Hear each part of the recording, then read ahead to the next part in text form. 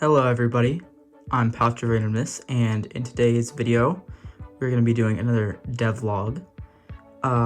In this devlog, I want to be talking about a lot of the stuff I've been up to this week, because I've been really busy. I've been on spring break, I have plenty of time to work on the game and on videos. I've actually made 5 videos this week already, including the TCG news, which was a big hit. I really appreciate all of the feedback and support on that.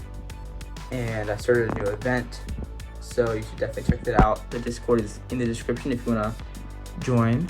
And I've made so much art, I've made so much progress with playtesting, and I've really been able to be with the community a lot this week and interact with a lot of cool members.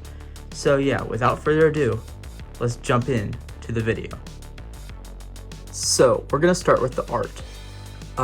I've really been cranking out the art, and what I mean by that is I've actually made a third of the art so far in my game. And before I show you that, I want to show you something else, which is this checklist, which I call the Final Art Checklist Ultimate. And all these little boxes that I'm trying to check off are basically a card in the game that I need to do. These boxes with little circles in them are cards that somebody else is going to make the art for, because I've gotten some people to commission some people to make some art for my game for free, which is really cool. So I'll be showing you 2 arts soon that were commissioned, but that's all that's come in so far. I still have a lot of people that are working on arts at the moment, so that's pretty cool.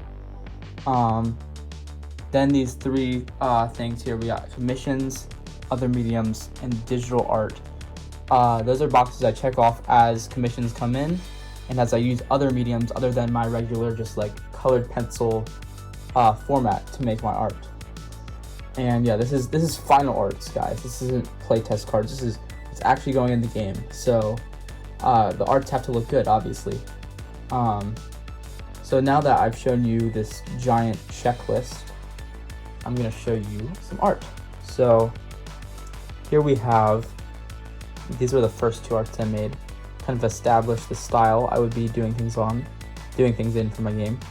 And I, just based on the images that you see here, they look way better with the digital effects that I add in just with the iPad camera app, like sliders and stuff. That's what I've been using to edit that. So here you can see the difference between these 2 and the fully edited version. And that's what's really cool about that. Then we have this cool sword, this flame sword. It's for an upgrade card that I added recently called Flame Infused Weaponry. Now we're gonna go to the next page here. This is steel, which is a magnet. I might redo that one because I don't know where it is at the moment, but somewhere in here. This is what the steel card looked like originally. I have an even better one in the other deck, and I might remake this art here to look more like that, but I think it is looking pretty cool right now. And then we have Little Sneck, which is basically, it's kind of a reference to Epic Underworlds. It might be the Spike Serpent's child. If you know, Epic Underworld's old logo was the Spike Serpent, which was a red snake guy with all these spikes. Then we have Popsicle, which is a reference to one of my favorite multiplayer video games, Boomerang Fu. This is my favorite character to play as in the game. We have Paper Star. It's just an attack card. Now, here's my favorite art, probably that I've done so far. Little Ghost. This art and the lore for this card are inspired by the game Hollow Knight, which I actually just beat yesterday. I kept coming back to the game after trial and error. I've taken a big break from it since last probably September. I actually got it 2 years ago about. So yeah, that was definitely a really cool game, and I really wanted to take some of that style and put it in here. And this is, if you've played the game, you can probably easily tell how this is inspired by that. Then we have Ring of Fire down here, which is an upgrade card. And these were my attempts at drawing Derpy Turtle, which is a card that I really like. It was one of the first playtest cards that I made. It was inspired by somebody in the audience's ideas. And I think I'm gonna do a different art style because it just wasn't turning out right. And I have a really cool idea for a different medium that I could use to represent him. Next up, we have over here, this is one of my favorite fire-related cards, Traitorous Flames. Just the art for this is looking pretty cool. Then we have Dwayne, the Rock, and then we have Fireball. This one was made with crayons actually instead of colored pencils. That was an early just kind of test of what the crayons would look like. Then we have Tactical Takedown here, which is an ability card. Then we have Goodby, which is one of my comic characters from my old comics that has made it into the game. I was going to do it in pen, and then to reflect the old comics, which were made only in pencil, decided to make it in pencil here, and then do a lot of stuff digitally, like you can see here, to really kind of embrace that older like style of art. This was just something funny I made for Grapple Grids as fan art. And then today I made this tungsten cube art, which I'm not really entirely proud of. This is the playtest card. And then King Fathom, I made this one last night. I really like how this one turned out. The only thing I'm not entirely sure about is his right arm here is it just seems like smaller and shorter in a weird way compared to the right arm, or compared to the left arm. So yeah, it doesn't really make sense. But anyway, that is all the art that I've been working on. So the other arts that I've made, there's actually a couple digital ones which I'm going to be showing here.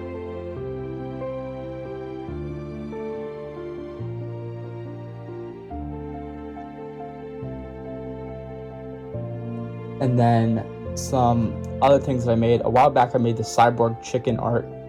I don't know where that is right now. I might remake that, we'll see, but I had also said it would be a final art.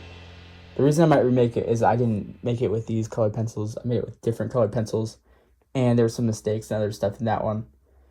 But now I'm going to show you some really cool art by people that I commissioned to make some art for the game. So first up we have Epic Underworld. He made this rapper character called D-Money. And here you can see the playtest card, see how he was kind of inspired by that. So a couple cool references, like look at the pouches and the money bags in the back. Might be a reference to my logo, I don't really know, but yeah. And that's weird. That clapping emoji has been appearing quite frequently in many of the Discord servers. That's kind of interesting. And then next up we have Narwhals, or Gnarwhals, I'm not sure how to say that. Really cool art for Aggro Snail, which here's the playtest card for that. So yeah, this is a really cool style, and I'm so glad he agreed to just do this for free. So yeah, if you want to make art for my game, you can just DM me on Discord. That's the best way to do it. And I'll consider letting you make art. I've kind of already have a lot of the slots filled. I don't want to do too many commissioned art in the first set. So yeah, if you want to make art, I would recommend DMing me very soon, because those couple slots that are left will probably be filled quickly. So I did do some playtesting as well, and I have gotten some cool ideas for future sets. Not really going to talk too much about that. Just wanted to say that I've done that. But now what I want to show you is the templates that I made for my game. Because originally I had these older templates, and those, which are based off of these card templates, they were kind of good, they were kind of bad at the same time. There were some things that I changed, but the main thing that I had to change was the size of them, because I thought they were the Game Crafter size, but they weren't. So I downloaded the Game Crafter template and resized everything, and then I submitted it to the Game Crafter, only to find that it was 1 pixel too small. So I did it again, and I changed a bunch of stuff. I added this like tin foil kind of texture under some of the text boxes. I think that looks pretty cool. You can see here on this template that white dotted line, that's where the card should be cut. So that black border, like in between that in the card, that's like the border that you'll see on the actual card. And yeah, I'm kind of happy with how this turned out so far. The one thing that I'm trying to decide is if I want to round the corners on these yellow boxes. Some people say yes, some people say I shouldn't do that. So let me know down in the comments below, please, your feedback on that. I really need help deciding that. I don't know what to do, because when I did a poll in the Discord, the results were fairly tied up on that issue. So yeah, if you have a specific opinion on that, tell me why you like one better than the other. I would really appreciate that in the comments. But yeah, I've been able to make these templates for pretty much all the cards. Even though it has been kind of annoying, Canva has some useful tools which have allowed me to do this fairly quickly. And I've really enjoyed, after I make the final arts, taking a picture of them, cropping the picture, then changing like the photo settings, and then finally uploading it to the cards and just putting them on there, seeing that template as it will look on the actual card in the final game. So yeah, I'm really excited to see the templates really coming together, and I really mean this. We're very close to getting set 1 done, I think. Obviously, we still have a lot of art to do, and I definitely need to do playtesting more. I need to change a couple things, get rid of a couple things, and add a couple things probably to my game before we release. That might mean new cards, that might mean taking out some other stuff, we'll see. But this is my new goal, is I think I can release the first set by summer of 2026, maybe even before. So that should be really exciting. We're really speeding through this process faster than I thought we would. And that really could not be without the support of all you guys, the support of you guys. Like, I really mean that. You guys have been so helpful on this journey so far, and I suspect we're soon going to hit 100 subscribers, and I have a special video planned for you to celebrate how far we've come. So yeah, with that said, I think I'm going to sign off on this devlog. It's been fun talking to you. It's been fun showing you the process of my game design. And yeah, I will see you in that 100 sub video very soon, hopefully. If you subscribe, you know, you could always like share the channel with people that you know that you think will like this. That way we can get there super fast, and you can see some rewards that you'll be getting in that 100th episode, in that 100 subscriber video.